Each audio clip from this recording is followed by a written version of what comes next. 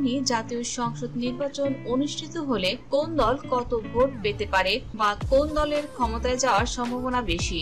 বেসরকারি উন্নয়ন গবেষণা প্রকল্প ব্যবস্থাপনা সংস্থা ইনোভেশন কনসাল্টিং বাংলাদেশের জরিপে এই তথ্য জানানো হয়েছে। আর এতে জানানো হয় জরিপ কাজে সহযোগিতা করেছে ব্রেইন এবং মুক্ত চিন্তার প্ল্যাটফর্ম ভয়েস ফর রিফর্ম। চলতি বছরে সারা দেশের 8টি বিভাগের 64 জেলায় 19 ফেব্রুয়ারি থেকে 3রা মার্চ পর্যন্ত 10,696 জন এই জরিপ পরিচালনা করে জরিপটি পুরোপুরি বাংলাদেশের গণমানুষের কাছে গিয়ে করা হয়েছে বলে জানা গিয়েছে।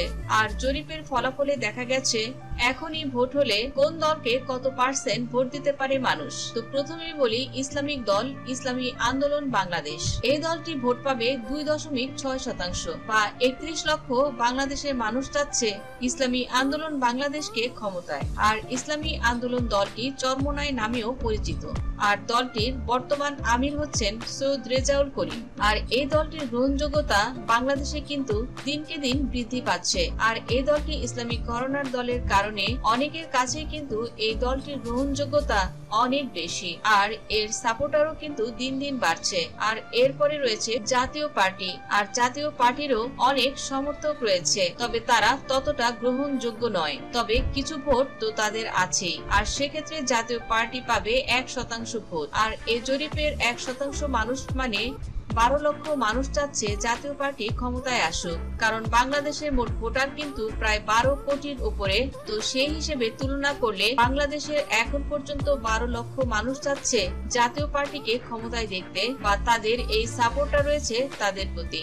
আর এরপরে আছে ভিপি নুরের গণ অধিকার পরিষদ। আর এই দলটিকে 0.5% বা 6 লক্ষ মানুষ চাচ্ছে যে গণ অধিকার পরিষদ ক্ষমতায় আসুক। আর ভিপি নুরের এই দলটি কিন্তু শুরুর দিকে অনেকটাই জনপ্রিয় ছিল, তবে তার কিছু কর্মকাণ্ডের কারণে এই দলটি আস্তাঘরে নিক্ষিপ্ত হচ্ছে দিনকে দিন এবং দলের ভেতর ভাঙনের শুরুও দেখা যাচ্ছে। তবে তার কিন্তু একদমই যে ভিত্তি খারাপ তেমন কিন্তু নয়। এখনো পর্যন্ত তার প্রতি মানুষের অনেক সাপোর্ট রয়েছে। আর গণ অধিকার পরিষদকে নিয়ে তিনি আরো দূর এগিয়ে যেতে চান এমনই বাসনা রয়েছে তার। আর এরপর গণসংহতি আন্দোলন নামে একটি দল পাবে 0.2% বা এই দলটির ক্ষেত্রে 0.2% মানুষ চাচ্ছে গণসংহতি আন্দোলন এই দলটি ক্ষমতায় আসুক। আর অন্যান্য ছোট দলগুলো মিলিয়ে বা বাংলাদেশে আরো যে দলগুলো রয়েছে সেগুলোর পার্সেন্টেজ হচ্ছে 3.3% বা 40 লক্ষ মানুষ তাদের একটা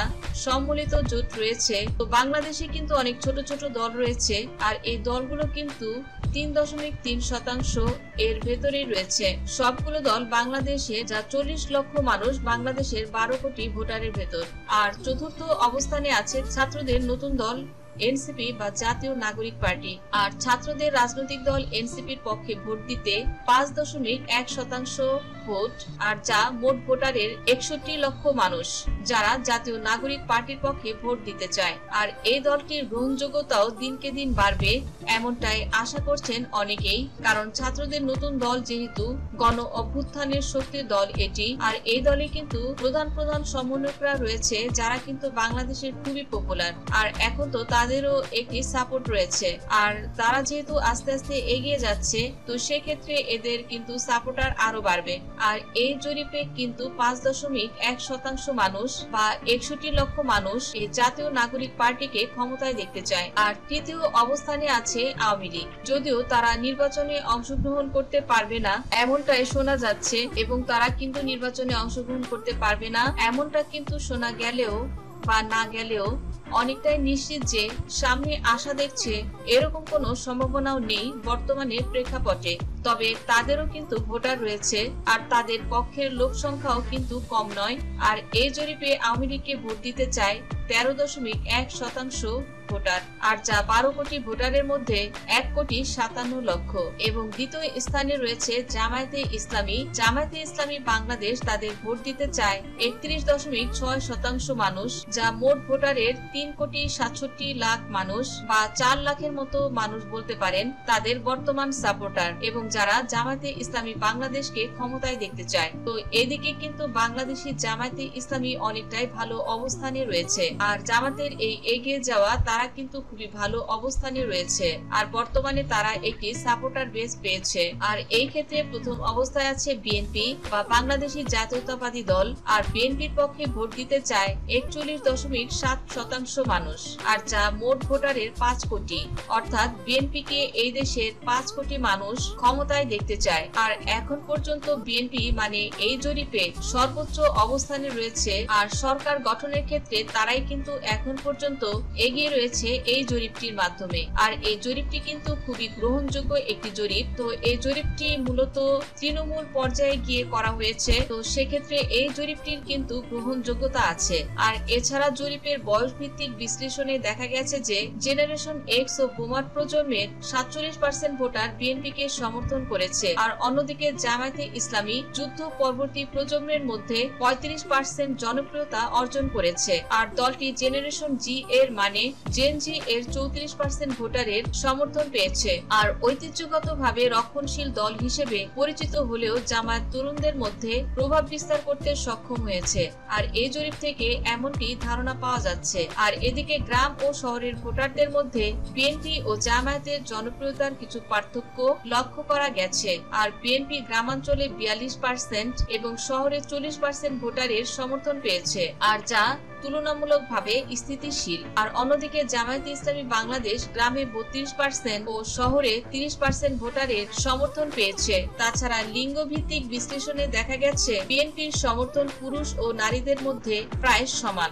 আর দলটির পুরুষ ভোটারের মধ্যে 42% নারী আর নারী ভোটারের মধ্যে 41% সমর্থন রয়েছে। তবে জামায়াতে ইসলামী পুরুষদের মধ্যে তুলনামূলকভাবে বেশি জনপ্রিয়, আর যেখানে দলটির 33% পুরুষ এবং 30% নারী ভোটারের সমর্থন রয়েছে। আর এছাড়া জরিপে অংশ নেওয়া 58.17% ভোটার 2025 সালের মধ্যে নির্বাচন চান। তাদের মধ্যে 30.6% ভোটার জুনের মধ্যে এবং 26.5% ভোটার ডিসেম্বরের নির্বাচন হওয়ার পক্ষে রয়েছে। আর এছাড়া 10.9% ভোটার ডিসেম্বরের পর নির্বাচন আয়োজনের পক্ষে ভোট দিয়েছেন। এছাড়া রাজনৈতিক সংস্কারের বিষয়ে মাত্র 9.3% মানুষ মনে করেন যে নির্বাচনের আগে রাজনৈতিক সংস্কারের প্রয়োজন আছে। আর 5.3% অংশগ্রহণকারী সংবিধান পরিবর্তনের পক্ষে মত দিয়েছেন। আর এদিকে কাকে ভোট দেবেন এমন প্রশ্নে 29.4% ভোটার এখনো কোনো সিদ্ধান্ত নেননি যে তারা কাকে আসলে ভোট দিতে চায়। আর তাদের মধ্যে 49.3% মানুষ যে তারা প্রার্থী সম্পর্কে জানার পর তারা নতুন করে সিদ্ধান্ত নেবেন। আর 33.9% ভোটার রাজনৈতিক পরিস্থিতি দেখে সিদ্ধান্ত নেবেন। আর এক্ষেত্রে নারী ভোটারদের মধ্যে অনিশ্চয়তা বেশি, আর সেখানে 33.77%। আর পুরুষদের ক্ষেত্রে এই হার 25.81%। তো দর্শক বন্ধুরা, এই মুহূর্তে আপনার মতামত জানিয়ে দেন, বা এখানে যে জরিপটি তুলে ধরা হয়েছে সে সম্পর্কে আপনার মতামতটি দর্শক বন্ধুরা আপনারা অবশ্যই জানিয়ে দিবেন। ধন্যবাদ দর্শক সম্পূর্ণ ভিডিওটি দেখার জন্য।